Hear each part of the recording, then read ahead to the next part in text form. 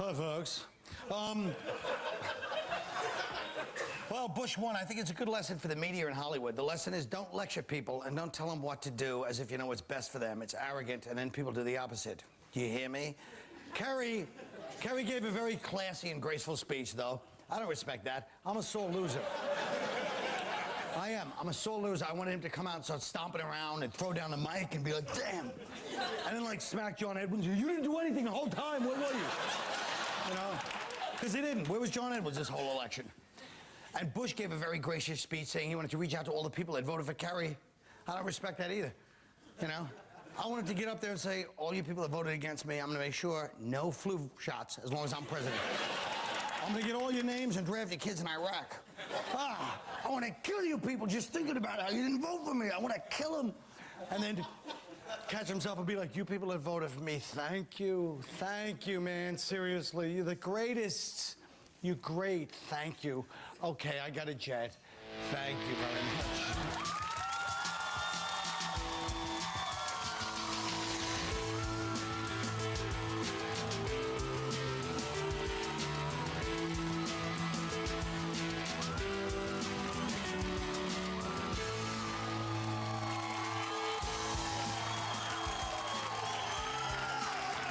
President Bush officially won his second term as president today. You know what Either way, I voted for him. I want to get in on some of that big money. You know, I don't get any. I'm not some big corporate guy. All these corporate guys, they vote for him, but they're all involved in big business. Why don't they send me some kind of like stock tip or something, huh? Hey, I don't care. I don't care what anybody says. I think Kerry still has a shot at winning this thing.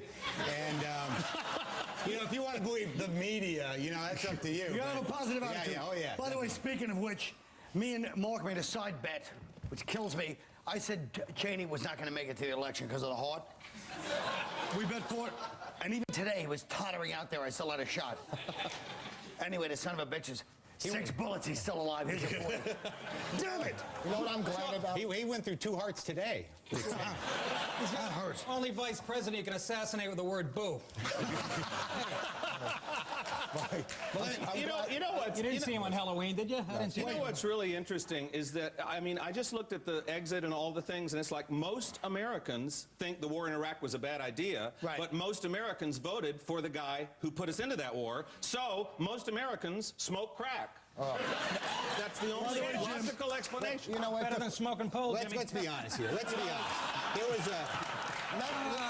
There was an electoral quagmire in Ohio. There were voting machines, dude, where you'd push Kerry, 3 Bush faces would come up and give you a 50-cent piece. All right, these things were screwed up. Oh, you know, it's always an excuse with you guys. It's always an excuse. Oh, it's Ohio. 4 years ago was Florida. He lost. You lost. Okay, here's the deal.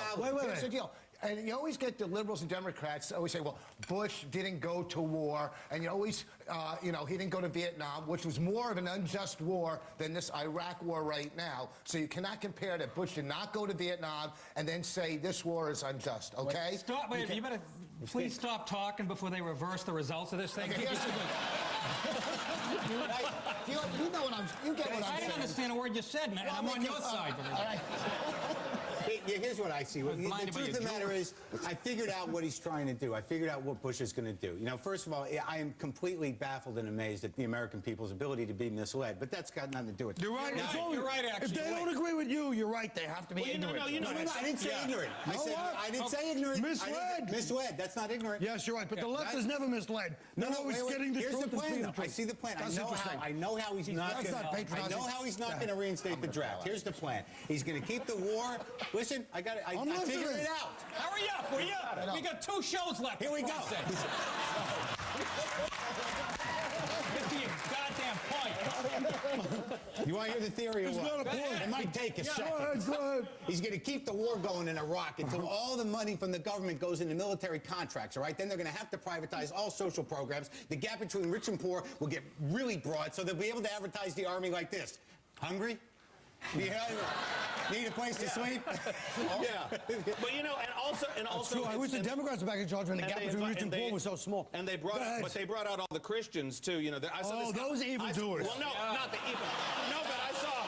Bring out the It's like I saw this guy. Wait, the I saw Christians. this guy that said, if you put a Christian in the White House, God will take care of the rest. Right. You know, I'm like ready for somebody in the White House who performs animal sacrifices. I want somebody who like screws a goat while he's licking a Haitian voodoo princess while he's stabbing a baby. Well, then why don't you get yourself on the ballot? You dumb. Let's talk about. Can we please talk about more political correctness? This is not, surprisingly, this is not the evil Christians. I don't know why, but the View's Joy Behar had to apologize in there because she made a joke during a discussion on passengers that sit next to you on planes. Take a look. You want somebody who's calm. You don't want someone who's reading the Koran as you're going down. No. Now, here's the apology she had to make the next day, ABC said. Because the corporations are, oh yeah. Yesterday, I said something on the air, and I got all these letters from people, and I really did not mean to offend a religion yesterday. I was talking about being on a plane, and how if someone's, reading a holy book, I get scared because it looks like they know something. But I mentioned one particular religion. It could have been any person, any prayer book, and I upset people, and I'm sorry about that. I don't mean to be disrespectful to any religion. Well, of course, it could have been any religion, but no other religion would have written however many letters she got saying knows what. When I was on SNL, anytime you make a joke about any religion, nobody called it. Anytime I made an Islam joke, and it's before 9/11, when I was on SNL, and I don't miss it. Thanks for your... I get 70 letters every time, 70 exact letters. If you was daytime TV, a lot of people write in if you mention Jesus. Stop it! Don't justify. She's a comedian. She made a joke. It's like, Koran. She apologized to ABC. The logic is flawed. The logic is flawed. What logic is flawed? Here, her logic is because you would figure if you're going down, you take any god available. You know what I mean? Don't try to weasel out of this one. Who pushed Bill Maher off the air? Who stopped politically incorrect? That was the After a 7-year run of mediocre so now you're spinning it.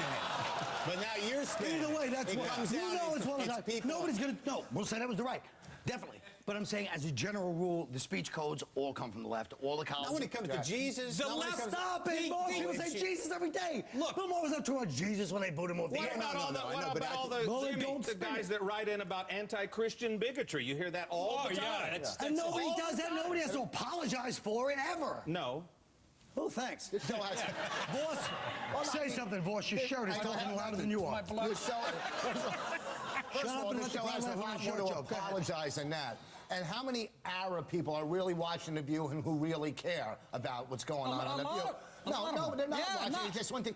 They should be apologizing to us to get on a plane with the Koran, okay? They shouldn't be reading on a plane. They should worry about our feelings, okay? People aren't going to get on planes wearing swastikas. They're not going to let that get on a plane. And that shows hate, and so do they. Unless they go to Miami. Actually, with the swastika, it depends on the haircut as to whether or not it's offensive or not. That's true. It's a punk I'm just giving valid points today. You really are. I'm giving it. Anybody could be funny, do their little jokes. They could, prepared, and these are valid. These are valid. You know what? Okay, You're not doing either. That's true. But you know what? On my side, it's a nice tan. I look good. And that's all that matters. Can I do something real quick for you? No, we'll be right back. A New Hampshire University student was evicted from his dorm, put on probation, and forced to write a 3,000-word paper on sexual harassment because of this sign he posted by the elevator in his dorm. Because he said the elevators took too long. He goes, 9 out of 10 freshman girls will gain 10 to 15 pounds. But there is something you can do about it. If you live below the 6th floor, take the stairs. Not only will you feel better about yourself, but you'll also be saving us time and won't be sore on the eyes. You know what? How hateful. First of all, if girls want to be equal, they want to be equal, they have to take that. And if you're a fat college girl, take the stairs, walk to the roof, and jump off, okay? Nobody wants to see a fat kid. I think you're missing. I think you guys are missing the point here. I think this guy is young. He hasn't learned to appreciate fat girls yet. All right? He's going to come home drunk, lonely, and he's shooting himself in the foot because he's going to need a fat girl at that time. That's right. This story hits home to me because I had sex with a fat girl in an elevator in college. Oh. Well, we had to wait for the freight elevator. Seriously, she's. Oh. I had a. They say. I had a. Go ahead. No, go ahead. Let me say. Can I just tell you how? You know what? Before we go on, I just want to thank Colin. Look at the shoes on his back. You can thank me by letting me get a relevant. All right, say your It's over, Gwen. Forget it. We're finished. We're throwing dumb jokes out there, and you're going to take them. You're trying to like pull Go ahead, Stone say out of a something dead relevant. career. It is relevant. You're When I- almost as arrogant as him right now. Whoa, whoa, whoa. I got to sit here and watch the battle of the crappy tans. Why don't you know? shake? Can I say something? Tans! I have a gosh darn story.